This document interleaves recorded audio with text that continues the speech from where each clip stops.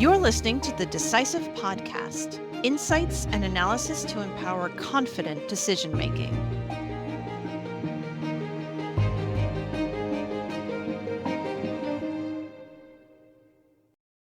Hello, this is Kristen Hallam, producer of the Decisive Podcast. In this week's episode, we bring you an excerpt from our client webinar on the global macroeconomic outlook. The webinar was recorded on October 8th and has been edited for brevity and clarity. Hello, everybody. We really appreciate you taking the time to join us today. I'm Wattret, Vice President, Global Economics here at S&P Global Market Intelligence, and I'll be your moderator for today's session. Let me start by introducing today's great lineup of economists from around the globe. Joining us, we have Pat Newport, our co-head of US Economics, Diego Iscaro, the head of European Economics, Andy Birch, Associate Director for Emerging European Economics, Hanna Luchnikava-Skorsh, Head of Asia Pacific Economics, and Paula Dioscas-Rice, Associate Director for Latin American Economics. I'd like to begin the session by revisiting three key related macroeconomic themes. Our base case for the global economy continues to be centered on gradually moderating inflation, more widespread easing of monetary policy, and consistent with those two, a soft landing. Of course, there are numerous risks surrounding these projections, and we'll touch on some of those, beginning with inflation. While oil prices have risen recently and clearly have the capacity to markedly alter the outlook, they remain well below their peaks earlier this year. And furthermore, the ongoing moderation in underlying inflationary pressures has continued. According to our estimates, the CPI inflation rate for core goods, which we calculate and track for the G5 group of economies, has been negative for 5 months in a row now. Although it does look to be bottoming out, various indicators, including our own purchasing managers indices, they suggest that it's likely to remain subdued over the coming months. The equivalent rate for services inflation, meanwhile, that's been more elevated, but that too has continued to decline. It fell in July and August to its lowest level since early 2022. Switching to monetary policy, the Fed started its long-awaited easing cycle, cutting rates by 50 basis points. That was a bigger move than we'd expected and was accompanied by rather dovish communication. Consistent with this, rate cuts are becoming more widespread elsewhere, and as more accommodative financial conditions gradually filter through, this is expected to provide support to economic activity in 2025 and 2026. Now, this being said, with futures markets already discounting a stream of policy rate cuts from all the major central banks, a lot of the good news has already been factored into the financial markets. Now, the combination of moderating inflation and looser monetary policy support our base case of a soft landing for the global economy. However, we do think a somewhat softer patch for global growth has become more likely over the second half of this year, given the recent signals of renewed weakness in manufacturing and global trade. And we see that in various areas, but it's most vividly illustrated by our PMI figures for the manufacturing sector. Output, new orders, and employment indexes, they've all been in contraction territory over the last few months. And the more widespread and persistent the weakness in manufacturing, the higher the risk of more significant spillovers to other areas. Now, that said, the sensitivity of economies to the manufacturing sector has been declining, and it varies considerably at national level. For the US and UK, for example, manufacturing represents a relatively small share of total output, just 10%. In Germany, in contrast, it's significantly higher, contributing to our more gloomy forecast for the period ahead, which we'll come to in a short while. And that's a nice segue into a closer look at our country-level forecasts, beginning with the US. I'll bring Pat in at this point. Hello, Pat. It's been a long time now we've been discussing whether the US will be in recession or is headed for a soft landing. We've been very much in the soft landing camp. How have recent developments been evolving? Are they reinforcing our sense that a soft landing is the most likely scenario? A soft landing scenario is more likely now than it was because of data that has come out showing that the U.S. economy has performed better than previously thought, particularly this year. One data report were the revisions to the national income accounts. These revisions cover 2019 through the first half of 2024 and include revisions to national income and to GDP. These are two ways of measuring economic activity. National income adds up wages, profits, rents, and interest, and GDP adds up consumer spending, investment, net exports, and government. And in theory, both of them should tell similar stories, and they are now because of upward revisions both to GDP, but more important to national income. The income and the goods sides both now show the economy heading into the second half of 2024 with greater momentum and stronger productivity growth than the data showed last month. So that's good news.